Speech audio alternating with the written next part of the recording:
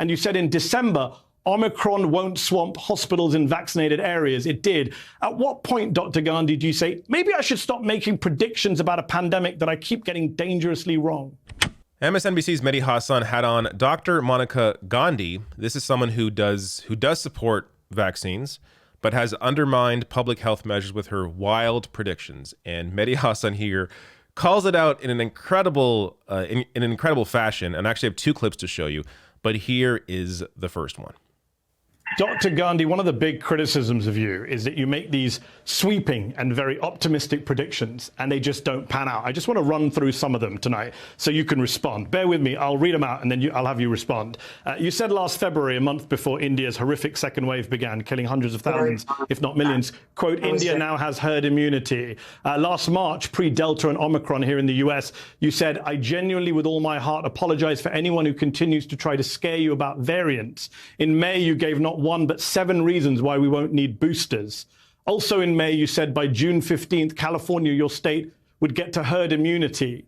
In June itself, you said not to have doom about Delta. In July, you said what we know about the Delta variant is reassuring. You said in September, I truly think we are in the end game. By mid-October, we will be in a manageable place. And you said in December, Omicron won't swamp hospitals in vaccinated areas. It did. At what point, Dr. Gandhi, do you say, maybe I should stop making predictions about a pandemic that I keep getting dangerously wrong?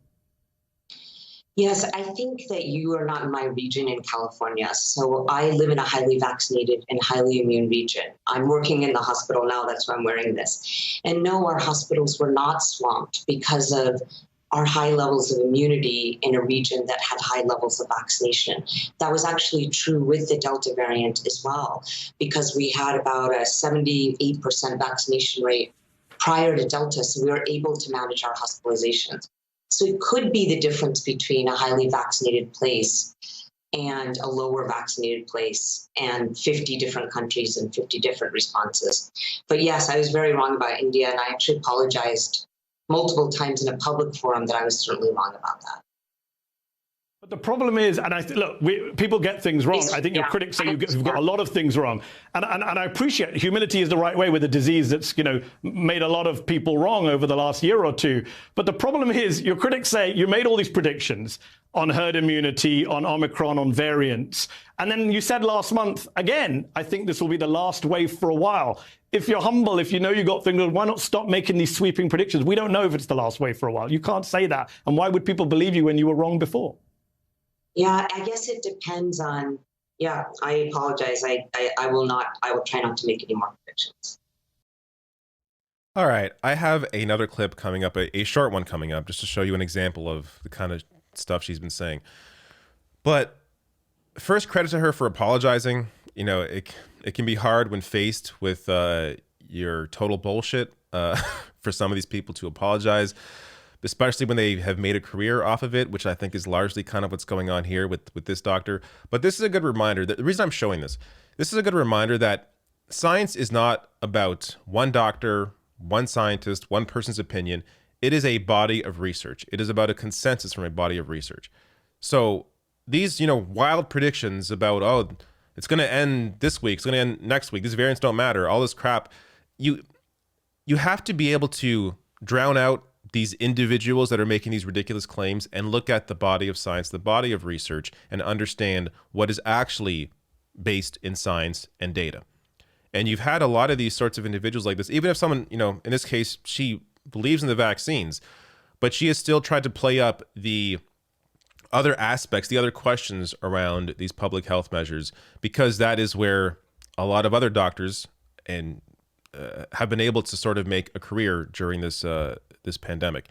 So this is the clip here I want to show you. So this is a quick example that Mehdi Hasan played on his show of how she has had this certain attitude, at least in this case, towards variants. Even with variants, if they're going to be setting against, because the variants are the new bugaboo, right? Like, we always knew there was mutations. That's what coronaviruses do. All viruses do that. But the thing is, if the vaccines are effective against severe disease, which they are, even against the Brazilian variant. Yes. I really need to say something. I need to say variants, schmariants. Okay, I'm sorry. I don't God damn, that is embarrassing. Now, she goes on to apologize for that as well. But like, Jesus Christ. She has undermined public health measures, has spoken out against public health protections in schools, has laughed at the idea of new variants, has made these wild predictions about when the pandemic's going to end.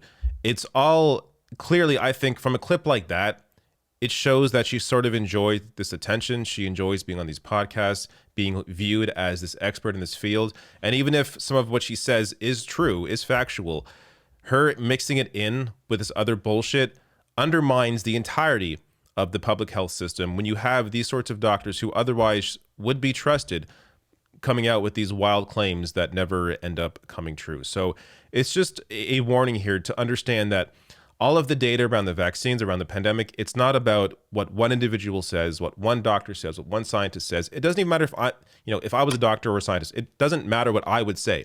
What matters in this situation with a pandemic like this is the body of research. What does the body of research say? What do these peer-reviewed studies say? And that gives you a better idea of what is actually going on.